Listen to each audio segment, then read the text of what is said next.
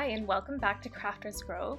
Today I'm going to be showing you how to make a reusable Crinkle gift bag. What's a Crinkle gift bag, you ask? Well, stay tuned for the video and you'll find out what it is. You can also read more about it in my description below. This is a Christmas craft, but you can make this gift bag for any gift-giving occasion. So to start, you want 2 pieces of fabric, ideally with a nice pattern to them. Each piece of fabric should measure 16 inches wide by 14.5 inches tall. Ideally, one piece of fabric will have a different pattern than the other one because these pieces of fabric are going to fit inside one another. So as soon as you want to switch up the pattern, make a new bag, all you need to do is flip the bags inside out, and that gives you a lot of variety in one piece. Okay, so once you've picked out your fabric, you're going to want to cut it to size. Ironing your fabric before you sew it will help keep a polished finish and prevent you from sewing any wrinkles together. Next, secure the fabric from any fraying along the edges by sewing along all 4 edges of each piece of fabric. I just use a straight stitch to secure my edges, but you could also use a zigzag pattern. Okay, so once you've secured those edges, you want to lay the 2 pieces of fabric directly over top of one another with the good side of the pattern, so the finished part of the material facing each other.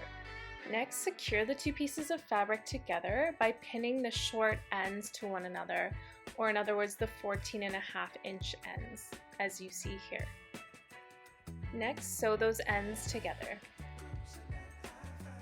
Once your short edges are sewn together, you want to realign the fabric so that the sewn edges meet in the middle of the fabric.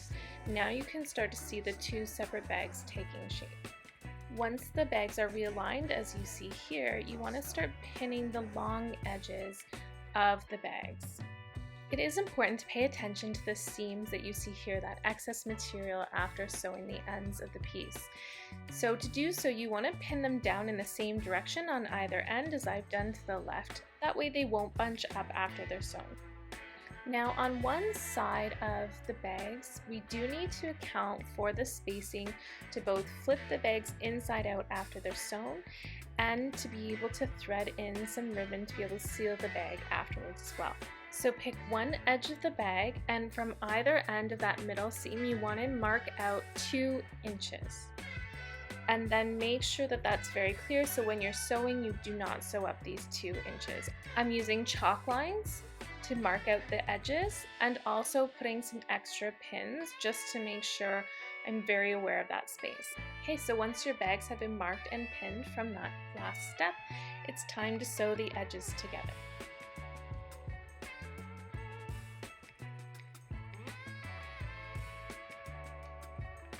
With the full length sewn together, you come to the trickier side where you need to allow the spacing for the flipping and the ribbon threading. So what I've done is sewn all the way to the chalk line, skipped over that spacing, and then started sewing again at the next chalk line.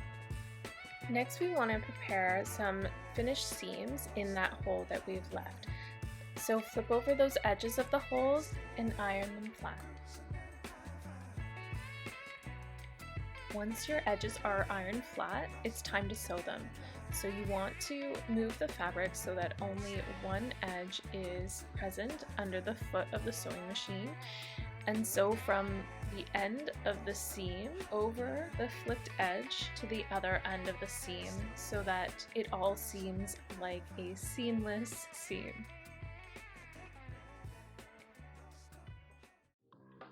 With everything sewn in place, it's time to flip the bags inside out. So you want to push all the material through that hole that you just sewn the seams to, and then flipping each corner right side out. And to get these corners perfectly flipped right to the edge, I do like to use something like a little end of a paintbrush just to really get those corners looking crisp.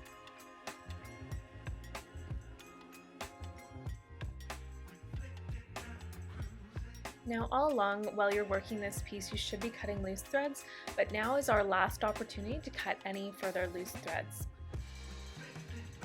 And again, so that we're working with a very crisp material, now's the time to iron your piece one last time. Okay, now that it's freshly ironed, you want to flip one bag inside the other and flatten those together. It's time for la pièce de résistance. This is the one thing that is going to make your bag and this pattern stand out from every other gift bag, and that's adding a little bit of noise and texture to this gift bag. So I've saved some used cellophane from a gift basket that someone gave to Stephen and I at our baby shower, and now I'm going to repurpose the cellophane. So what you want to do is lay it out over your bags, fold it in half because we do need that double layer, and then cut it to the exact size of your bags. Next, we want to get the cellophane inside the bag. So you want to unflip the bags, roll up the cellophane, fit it through the hole, and then unroll it. Once it's completely unrolled, make sure you flatten it out. And next you want to fold in the top bag, or the bag on the right, inside the 2 layers of cellophane, which are inside the other bag. Make sure you flatten all layers together and that the top edge of the cellophane comes all the way to the top edge of the 2 bags. Then you're going to pin those top edges all together to prepare the edging for sewing. So next we're going to sew the hem or casing where the drawstring is going to fit through.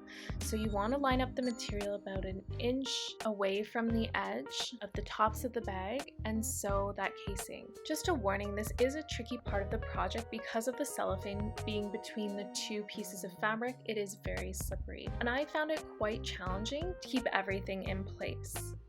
But don't worry about that too much if it turns out a little bit messy, because remember, at the end of the day we're threading a ribbon through here, and that's going to be cinched tight when this bag is on display, so you won't even notice any messy sewing on this part of the bag.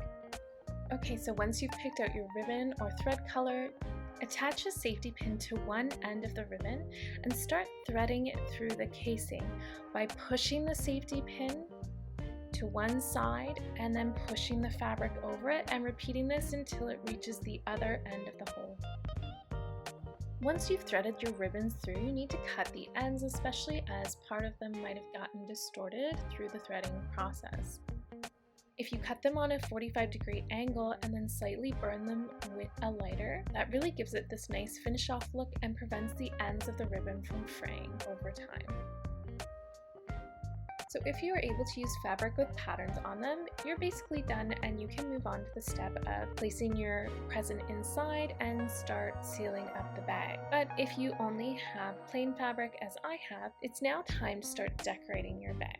So to keep the fabric taut and easy to work with and draw on, it's important to secure it to your working surface using some painter's tape, as I'm doing here.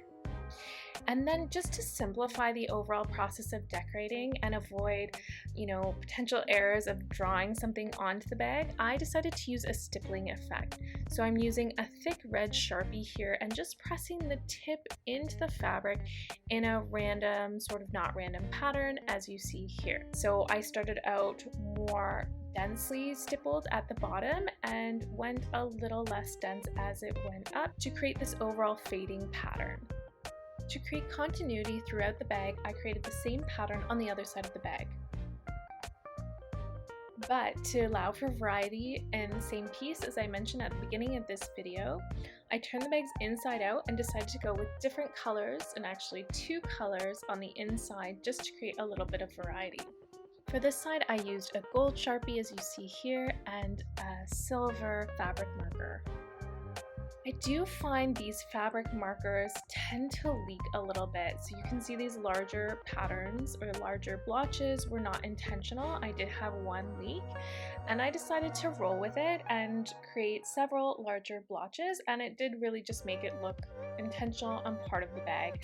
I didn't like those blotches too much, so I didn't repeat it on the other side since there were no leaks. Okay, so once your markers have dried, it's time to put your gift inside. So you can use the ribbon of the gift bag to finish off the bag, or you can spruce it up and add variety year in, year out by adding another reusable ribbon, as I've done here. Okay, I hope you really enjoyed this tutorial, and I hope that Crinkle makes this gift bag a little bit more exciting than wrapping paper, so we're all just more apt to use reusable wrapping and reduce some of that overall Christmas footprint. Okay, I hope you enjoyed watching this video. If you did, please ensure to subscribe to our channel if you haven't done so already, and hit that bell notification so you get notified every time we have a new video. And while you're there, why don't you drop us a comment down in the comments below? I'd love to hear how you're finding our videos. Okay, hope to see you soon. Bye!